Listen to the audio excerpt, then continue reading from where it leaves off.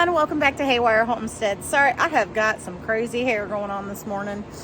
I am out working in the high tunnel and I realized I have not given anyone an update, done a video in forever. I've been having some health troubles, so just had to kind of take a step back from things.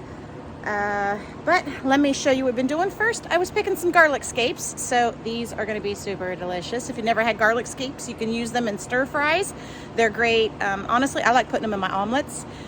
You can pickle them, you can ferment them. I also do ferment them and I put them in salads. You can do a lot of stuff with garlic scapes. So basically what a garlic scape is it is on hard neck garlic only, and it will come out at the top and it will form a seed head. So you can see the tops here, see this? And it will form a seed head. So what you do is you trim these off so that way the energy goes back down into the bulb so you get your garlic bulbs. So let me show you the high tunnel and a few other things. All right, the high tunnel is going. We are doing some trellising. I got 2.5 rows done this morning. We've got the hot peppers on this side. They're starting to get blooms on them. We've got tomato blooms. We even have some tomatoes. Sorry about that. Okay. Here we go. Tomatoes. There's some, that is a black brandy wine over there that's got a nice sized tomato on it. We've got eggplant down there, cucumbers. We switched the cucumbers to the other side just to try to rotate things a little bit. It's kind of hard to rotate when we only plant a few things in here. So cucumbers, and there are cucumbers coming on. And I've already had a few and they were delicious. I swear, nothing tastes better than homegrown or local grown, I guess you could say. Those are the sweet peppers. Let me take you out to the one garden bed. Morning, fish. There's the goats. We were talking about garlic scapes. This is my hardneck bed, and you can see some of the smaller scapes that I haven't taken off yet, how it comes up out of the top and then curls around. This is our soft neck garlic bed. In this next bed, we have peas and carrots, just like Forrest Gump. I have snow peas growing, and I also have some carrots in there. Not a lot of them came up, but there are a few carrots down in there. We're trying to experiment more with companion planting. Here's a bed of onions. And this is probably the best my onions have ever looked. So I'm really excited. We have been fertilizing them with an organic fertilizer. This has radishes and carrots. Now these next two beds are going to be sweet potatoes, and once I harvest the carrots, I'll probably put more sweet potatoes in this one. And then down here on the end, we have kale, Swiss chard, and more carrots. And then I plan on planting carrots for the fall as well. So there's our kale.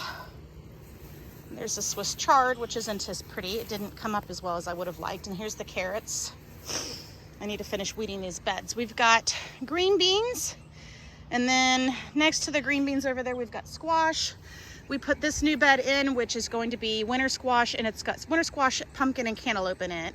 All right, so here we've got zucchini and squash. We also have scalloped what I call patty pan squash. So these, and then we also planted at the end here, we planted more zucchini to succession plant. Looks like I need to plant one there. For some reason, there's not one there. I have a squash. Ooh, I can't wait till that's ready. Oh, there's two on there starting. Awesome.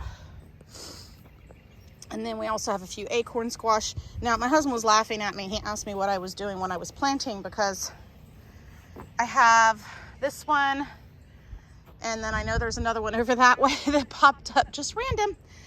Okra. Now the okra, the flea beetles have been after, so it's not looking as well.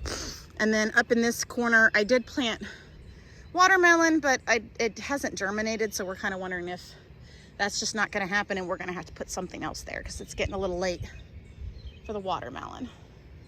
For the green beans, you can see they're really getting a lot of grass in them. We're planning on putting cardboard down with some old waste hay to mulch them, and that way we can try to keep the weeds down. Broccoli, cabbage, and cauliflower. I got really blessed and was able to find these little hoops at a discount like auction thing. And I've got to pull all this off today. We've got to weed everything. The broccoli is hitting the tops of this. Here we have determinate to tomatoes. So indeterminate, which is a vining tomato, is in the high tunnel. Determinate is more of a bush plant. So these are going to be done with the lower, we do lower and lean in the high tunnel. I'm getting totally messed up today. And then we're going out here, we're doing what they call the Florida weave method. And I'm going to try to do a video showing you guys how we're going to do that. We also have more peppers out here. My asparagus is just now 2 years old, so I'm hoping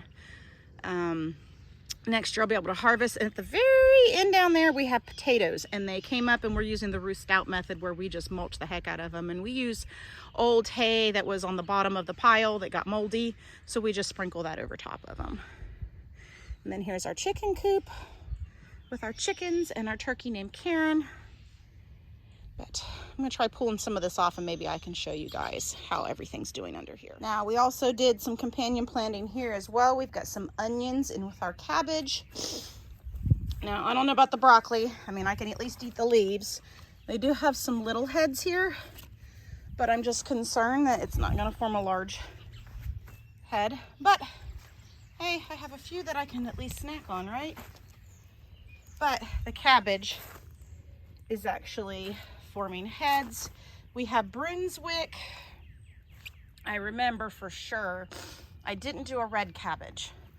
I'm not remembering this variety here, but it's quite lovely. Look how pretty these look. So, and then there is cauliflower in here, but my husband forgot to mark everything, so he couldn't remember where it was. And I'm gonna guess that it's this, but I could be wrong. This looks more like cabbage, because it's forming its little baby head here. Oh, nope. It is cauliflower. Look, guys. Cauliflower. I'm so excited because this is the first time I might actually get a harvest out of my brassicas that's halfway decent.